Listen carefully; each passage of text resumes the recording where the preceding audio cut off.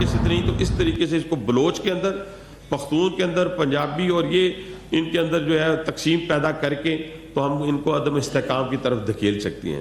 اربوں ڈالر، اربوں روپے نہیں، اربوں ڈالر جو ہے، اور اس میں کچھ اور چھپے ہوئے ہاتھ بھی ہیں جو اس میں کار فرما ہے، جو پاکستان کو، کیونکہ اس خطے میں ایک امپورٹنٹ ہم حیثیت رکھتے ہیں، اور چائنا ہو اور آپ وسط ایشیا کی ریاستیں ہوں، یہیں سے گزر کے ہم نے جانا ہے، ایون یورپ بھی جانے کے لیے ہم یہ راستہ اختیار کر سکتے ہیں۔ اور پھر سی پیک، سب سے بڑی بات کہ سی پیک کو پوری دنیا جو ہے وہ کھٹک رہا ہے، سی پیک ان کی آنکھوں میں، کیونکہ اب دوبارہ ریوائیو کیا ہے وزیر اعظم کے دورے کے بعد، اس کو ریوائیو کیا گیا ہے، تو اس صورت میں بھی یہ کوشش کی جا رہی ہے کہ وہ پائے تکمیل تک نہ پہنچ سکیں۔ لیکن آپ نے دیکھا ہوگا کہ جو ڈیسیجن لیے، ابھی میں وزیر اعظم صاحب کے ساتھ کوئٹہ بھی گیا ہوا تھا، کہ اس ڈیسیجن سے پہلے میں جو بات کرنے لگا ہوں کہ جو ریسکیو آپریشن کیا گیا ہے، اور جس طریقے سے ہمارے جو یرغمال بنائے گئے ہوئے لوگوں کو نکالا گیا ہے وہاں سے، وہ میں سمجھتا ہوں کہ دیدنی تھا۔ وہ ہم اپنی فوج کو، اپنے زرار کے کمانڈوز کو خراج تحسین پیش کرتے ہیں، اور یہی میرا پوائنٹ ہے۔ اس پوائنٹ کے اوپر میں بات کرنا چاہتا ہوں کہ یہ نہ سمجھیے گا جیسے ہم اسلام آباد میں رہنے والے یہ سوچ رہے ہوں گے کہ شاید یہ جو کے پی کے اندر لگی ہوئی آگ ہے یا بلوچستان کے لگی ہوئی آگ ہے یہ ہم تک نہیں پہنچ سکتی، تو سب سے بڑے غافل ہم ہیں۔ تو لاہور والے سمجھے کہ یہ یہاں تک نہیں آ سکتی۔ ایکچولی ہمارا ٹرینڈ بن گیا ہے من حیث القوم کہ ہم یہ سوچ رہے ہیں کہ میری دکان سب سے امپورٹنٹ ہے، میری فیکٹری سب سے امپورٹنٹ ہے، میری نوکری سب سے امپورٹنٹ۔ لیکن انہیں یہ معلوم نہیں ہے کہ جس گھر میں ہم رہ رہے ہیں وہ وہاں پہ کون سا کھیل کھیلا جا رہا ہے، تو اس کو بچانے کے لیے کون، دیکھیں اس پاکستان کو بچانے کے لیے انٹلیکچوئلز ہوں، آپ جیسے لوگ جو انٹلیکچوئلز میں آتے ہیں، ہمارے جیسا پولیٹیشین ہو، یہ نوکریاں کرنے والے لوگ ہوں، دکاندار ہوں، انڈسٹریلسٹ ہوں، یہ جب تک اپنی فوج کے پیچھے کھڑے نہیں ہوں گے اور کھڑے ہو کر اس کو اپنے کمانڈوز کو سلام پیش نہیں کریں گے، ان کے لواحقین کی دلجوئی نہیں کریں گے، کرنے کی ضرورت ہے یا نہیں ہے وہ کہ علیحدہ بات ہے، اس نے تو اپنے اللہ کے لیے جان دی ہے اور اس نے شہادت کے جذبے سے سرشار ہو کر۔ لیکن آپ دیکھیں کہ جب میں یہ خبریں لے رہا تھا، بار بار پوچھ رہا تھا کہ کیا ہو رہا ہے، تو وہاں جب یہ پتا چلا کہ 8 سے 9 سوئسائڈر ہیں، تو یقین مارے میرے ذہن میں تھا کہ بھئی یہ تو مرنے کے لیے آئے ہیں، تو یہ تو اب ہمارے 427 کے قریب وہاں پیسنجر تھے، 4 to 7۔ میں نے کہا ان میں سے تو پھر آدھے تو وہ لے جائیں گے، کیونکہ سوئسائڈر تو جہاں جاتا ہے آپ کو پتہ ہے مسجد میں دھماکہ ہو تو 50 سے کم بندہ نہیں مرتا اس میں۔ لیکن آپ نے دیکھا ہوگا کہ رسپونڈ ٹائم بھی دیکھیں اور اس کے بعد حکمت عملی دیکھیں، اور یہ میں سمجھتا ہوں کہ پروفیشنلزم کی معراج تھی کہ جس کے اندر کوشش کی گئی، اگر 4 گھنٹے 3 گھنٹے انتظار کیا گیا تو ان کو اس طریقے سے کہ تاکہ کم سے کم نقصان ہو۔ وہ جو نقصان انہوں نے کیا وہ اس سے پہلے کر چکے تھے، آپ کو ساری باتیں آپ کے پاس پہنچ چکی ہوئی ہیں کہ وہ لوگوں کو باہر نکالتے تھے، مارتے تھے، ان کو گولیاں مارتے تھے۔ لیکن جب انہوں نے ٹرین کے اندر ایکشن کیا ہے اس میں آپ دیکھیں کہ ایک سوئسائڈر کو بھی انہوں نے پھٹنے نہیں دیا، ایک سوئسائڈر کو بھی۔ اور اگر خدا نہ خواستہ وہ 9 کے 9 پھٹ جاتے یا 4 پھٹ جاتے یا 3 پھٹ جاتے تو کتنا بڑا نقصان تو جو ہوا وہ بھی آپ اگر ہمارے 26 27 یا 30 کے لوگ شہید ہوئے ہیں تو وہ بہت بڑا نقصان ہے۔ لیکن جہاں ایکسپیکٹیشن یہ ہو کہ یہاں پہ سوئسائڈر ہیں اور اتنی تعداد میں ہیں، میں نے آج تک اتنی تعداد میں سوئسائڈر کسی جگہ کے اوپر نہیں دیکھے، لیکن اس کے اوپر جس طریقے سے فورسز نے اٹیک کیا، جس حکمت عملی کے ساتھ اپنے لوگوں کو نکالا، میں سمجھتا ہوں کہ شاید دنیا کی پروفیشنل ترین جو لوگ ہیں وہ ایسے حالات میں شاید اتنا بڑا کام نہ کر سکتے۔ اس لیے پوری قوم کو کھڑا ہونا پڑے گا، کیونکہ آنے والے حالات کے اندر بھی آپ دیکھیں کیونکہ اتنی آسانیاں نظر نہیں آتی۔ اسی لیے جب ہم کوئٹہ گیا، میں وہاں پہ آتا ہوں تو وزیر اعظم صاحب، چیف آف آرمی سٹاف، سارے لوگ ہم موجود تھے وہاں پہ، ہماری طرف فیڈرل منسٹر تمام اسمبلی تھی بلوچستان کی، چیف منسٹر صاحب تھے وہاں پہ۔ یہ کلیئر اور کرسٹل یہ بات کی گئی دونوں طرف سے، چیف ایگزیکٹو کی طرف سے بھی اور سپہ سالار کی طرف سے بھی، کہ ہم نے اب وہ جو ایک ماں بیٹے والا رومانس چل رہا تھا، اور جب بیٹا ماں کے گلے تک آ جائے تو پھر وہ بیٹا بیٹا نہیں کہلاتا۔ یہ ممکن ہی نہیں ہے کہ اس بیٹے کو کوئی ماں کے، اب بھی دیکھ لیں دنیا کی ہر چیز بندہ برداشت کر سکتا ہے، لیکن کبھی بھی ٹی وی پہ یہ بات چل رہی ہو کہ کسی بیٹے نے اپنی والدہ کے ساتھ مس بیہیو کیا تو آپ جیسے میرے جیسے لوگوں کے رونگٹے کھڑے ہو جاتے ہیں۔ وہ پھر قابل برداشت چیزیں نہیں ہوتی. پھر وہ ان لوگوں کو منطقی انجام تک پہنچانا ہوگا. تو یہ فیصلہ ہو گیا کیونکہ خوارج کے خلاف ایک بڑی آپریشن چل رہا تھا اور شاید وہ دھیان ادھر نہیں تھا. لیکن اب یہ فیصلہ ہوا ہے کہ اگر جتنے دہشت گرد پاکستان کے اندر موجود ہیں ان کو بھی نہیں چھوڑا جائے گا, اور اگر یہ بھاگ کر افغانستان جاتے ہیں یا کسی اور جگہ جاتے ہیں, جہاں جگہ جائیں گے ان کا پیچھا کیا جائے گا. یہ حکومتی سطح کے اوپر 200% یہ فیصلہ کر لیا گیا ہے. یہ ممکن نہیں ہے. دیکھیں بات جو ہے جو آنے والے وقت کا پتہ دیں. یہ پچھلی باتیں میں آپ سے کر لوں تو اس کا تو کوئی فائدہ نہیں. وہ تو آپ نے بھی سنی, لوگوں سے بھی آپ سنتے رہتے ہیں. میرا پوائنٹ آف ویو ڈے 1 سے ایک ہے کہ پاکستان کو نا ایک پلاننگ کے تحت, ایک منصوبے کے تحت, ایک سازش کے تحت شام, لیبیا, یہ بعد میں لوگوں نے یہ باتیں کرنی شروع کی, یہ میں نے بہت عرصہ پہلے سے شروع کی تھی. شام, لیبیا اور عراق کے طرز کے اوپر جو ہے ان کے پاس تو ڈالرز بھی بہت ہیں, بہت تھے ان کے پاس, ڈالرز بہت تھے. میں لوگوں کو بتانا یہ چاہتا ہوں, مال بھی بڑا تھا, لیکن ان کے دفاعی نظام کو کمزور کیا گیا, ان کی دفاعی نظام کو تتر بتر کیا گیا. اس کے بعد کیا ہوا کہ آسانی کے ساتھ دشمن اس پہ حملہ آور ہوا. اور آج کا عراق دیکھ لیں, آج کا لیبیا دیکھ لیں, آج کا شام دیکھ لیں, اور اس سے پہلے والا جب یہ خانہ جنگی نہیں تھی اس سے پہلے والا دیکھ لیں, کتنا فرق تھا. ہمارے پاس تو خدا نہ خواستہ وہ مال و دولت بھی نہیں ہے, اور کسی ہمسائے نے بھی ہمیں پناہ نہیں دینی. جن کو ہم نے 40 سال پالا, جن کو اپنا مال بھی دیا, اپنی جان بھی دی, اپنے گھر بھی دیے, آج ان کی ہمارے ساتھ دشمنی کی انتہا ہے. یہ شاید ہندوستان اتنی نفرت نہ کرتا ہو جتنا آج وہ ہم سے کر رہے ہیں. تو کہنے سے مراد یہ ہے کہ اس سازش کو ہم سب نے مل کے ناکام بنانا. ایک دوسرے پہ طنز کر لیں گے, لیکن ہوا کیا, ایک طرف یہ اندوناک واقعہ ہوتا ہے, پوری قوم جو افسردہ ہے, اور دوسری طرف اپنے سیاسی مقاصد حاصل کرنے والے لوگوں نے کیا کیا, سیم وہی بولی جو ہندوستان کا میڈیا بول رہا تھا. آپ ہندوستان کے میڈیا کو اٹھا کے دیکھیں, وہ تو 200 تابوت کی بات کر رہا تھا, پتہ نہیں کتنے لوگوں کو اٹھا کے لے جانے والی بات کر رہا تھا, کتنے لوگوں کو ساتھ لے گئے ہیں, 200 تابوت تیار چلے گئے ہیں. اور وہی طنز کون کر رہے تھے, جو پاکستان سے بھاگے ہوئے پاکستانی بھگوڑے ہیں. اب تو ان کو پاکستانی کہنا بھی مناسب نہیں ہے, اور وہ بھگوڑے, کوئی بھی بھگوڑا جا کے پاکستان کو گالی دے گا, پاکستان کے انسٹیٹیوشن پہ حملہ آور ہوگا, اسے کروڑوں روپے بھی ملیں گے, گھر بھی ملے گا, اور اس کو گاڑی بھی ملے گی. یہ ایک فارمولہ بنا دیا ہے اغیار نے پاکستان کے خلاف بات کرنے کا. اور اس اٹریکشن کے طور کے اوپر جن کو پاکستان نے نام دیا, جن کو پاکستان کی وجہ سے جنہوں نے یہاں پہ مال و دولت کمائی, آج وہ جا کے پاکستان پر بھونکتے ہیں. میں بھونکنے کا لفظ استعمال کروں گا. اور اسی طریقے سے میں کہتا ہوں کہ جو یہاں پہ بیٹھ کے ایک سیاسی جماعت, ہمیں بھی عمر قید کی سزائیں ہوئی, ہمارے لیڈرشپ میاں نواز شریف کو جلا وطنی ہوئی, ایک دفعہ نہیں ہوئی, کئی دفعہ ہوئی, کئی دفعہ جیلوں میں ڈالا گیا. لیکن میں خود وکٹم ہوں کہ 25 سال قید ہوتی ہے. ہماری ویڈیوز نکال کے دیکھیں, کیا ہم نے کہا کبھی ایک اپنے انسٹیٹیوشن کو گالی دی, کسی عدالت کو گالی دی, کسی فوج کو گالی؟ میں اپنی ذات کی بات کرتا ہوں. لیکن کیا ہوا, ہمیں پتا تھا اس نظام نے ہمیں سزا دی ہے, یہی نظام ہمیں چھوڑے گا. ہم جا کے ہندوستانی نظام سے نہیں ریلیف لیں گے, یا جا کے یو کے کی عدالتوں میں نہیں پیش ہونا, ہم نے ادھر ہی پیش ہونا ہے. ہوئی ہے تو یہیں سے انشاءاللہ تعالیٰ, کیونکہ ہمارا انر سیٹسفائی تھا. لیکن اس پاکستان کے بدخواہ کبھی نہیں ہوئے, ہم رات اندھیرے میں بھی نہیں ہوئے. یہ پہلے لوگ ہیں, ایسی مخلوق ہے جو اپنے اقتدار کی خاطر پاکستان پہ بم گرانے کی بھی باتیں کرتے رہے ہیں, اور پاکستان کے خلاف جو دشمن ہیں ان کا ساتھ بھی دے رہے ہیں. IMF کی بات ہو, ورلڈ بینک کی بات ہو, پاکستان کی تعمیر و ترقی کی بات ہو, اکانومی کی بات ہو, تو وہاں جا کے پروٹیسٹ کرتے ہیں کہ جناب پاکستان کو امداد نہ دی جائے, پاکستان کو مرنے دیا جائے خدا نہ خواستہ.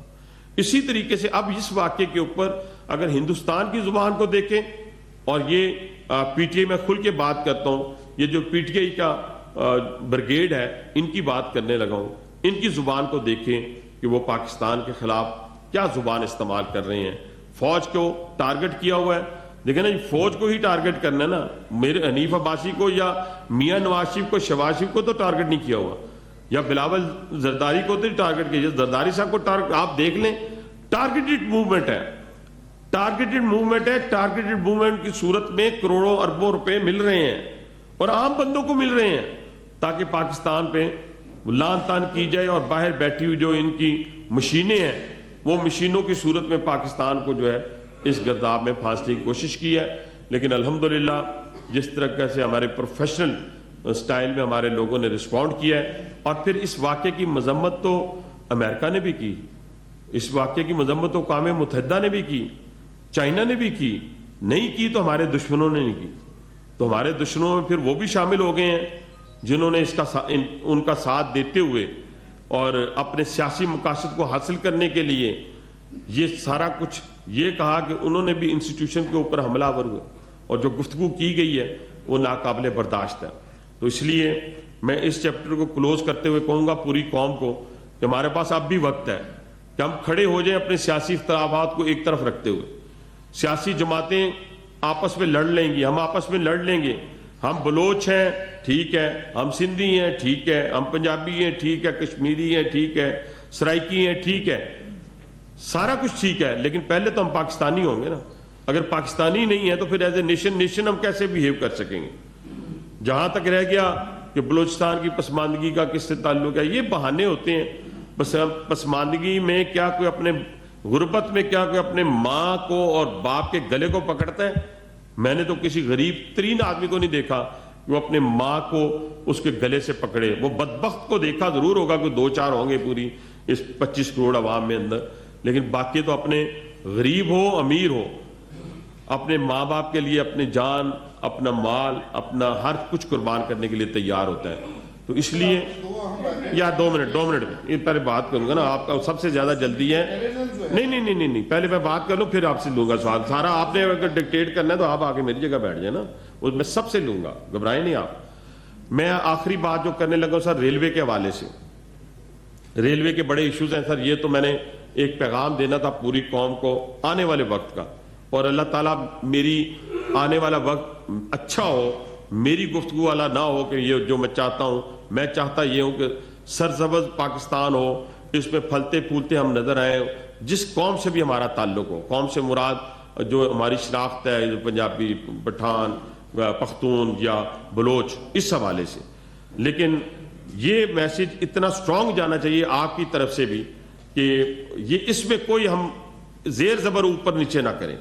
باقی رہ گئی ہماری ذات آپ کے لیے حاضر ہے. آپ ہمیں جو مرضی کہیں, برا کہیں, اچھا کہیں, آپ کی مرضی, ہمیں ذرا سا برا نہیں لگے گا. اب آ جاتے سر ریلوے کے اوپر. ریلوے والا ایشو جو ہے آپ کو پتہ ہی ہے کہ ریلوے کس حالت میں کھڑی ہے. اور میں کوئی بھی ابھی جب سے مجھے 10-12 دن ہوئے چارج لیے, میں نے میری کوئی گفتگو میں آپ نے یہ نہیں دیکھا ہوگا کہ جناب میں نے 10 دن کے اندر کوئی ٹرین کا نام تبدیل کر کے تو میں اس ٹرین کو چلانے کے لیے افتتاح کرنے کے لیے چلا جاؤں.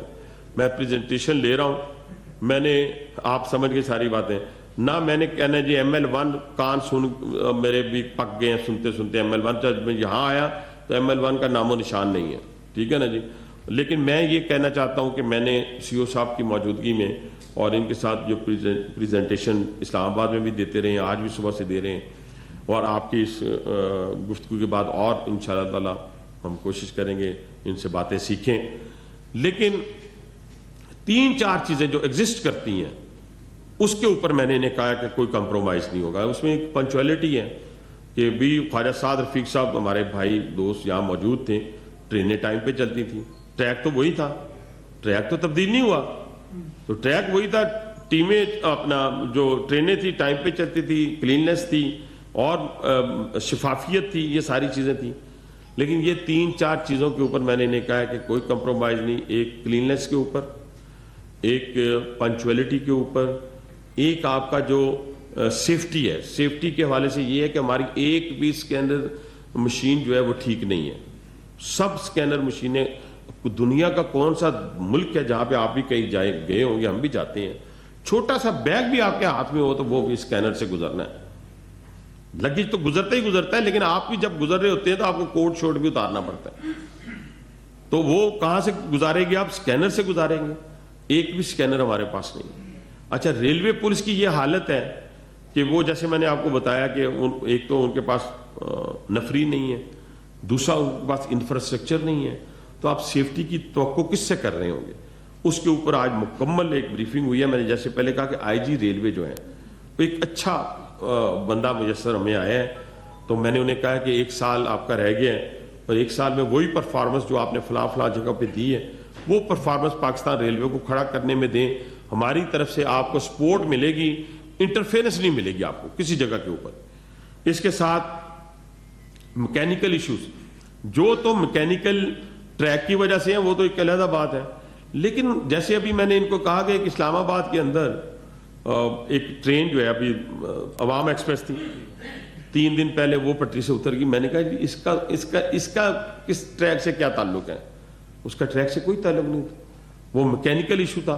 اس پر انہوں نے ایک بندہ سسپینڈ کیا, لیکن میں نے کہا یہ سسپینشن یہ نہیں ہے کہ آج آپ نے سسپینڈ کیا 10 دن بعد اس کو دوبارہ بحال کرتے.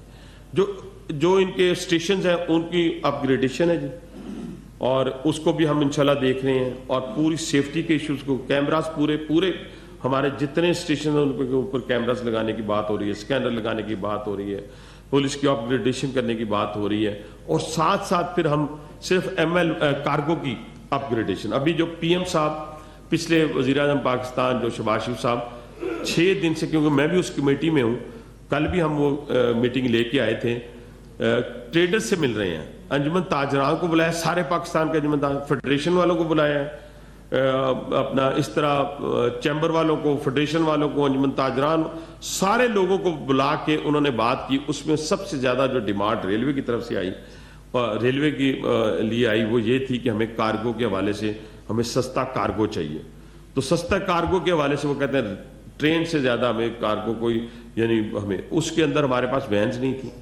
اور وینز کے لیے میں نے سی او صاحب کو کہا ہے, میں جو 6-7 دن میں ان کو دیکھا ہے, یہ کمپیٹنٹ آدمی ہیں, مجھے امید ہے ڈوئر ہے, مجھے امید ہے کہ جس طرح پیسنجر ٹرین میں ریونیو بڑھا ہے اس طرح کارگو ٹرین کے اندر جو ہے وہ ریونیو کو لے کے آئیں, کوئی پسند ناپسند نہ دیکھیں اور فیصلے کرتے جائیں اور آگے بڑھتے جائیں.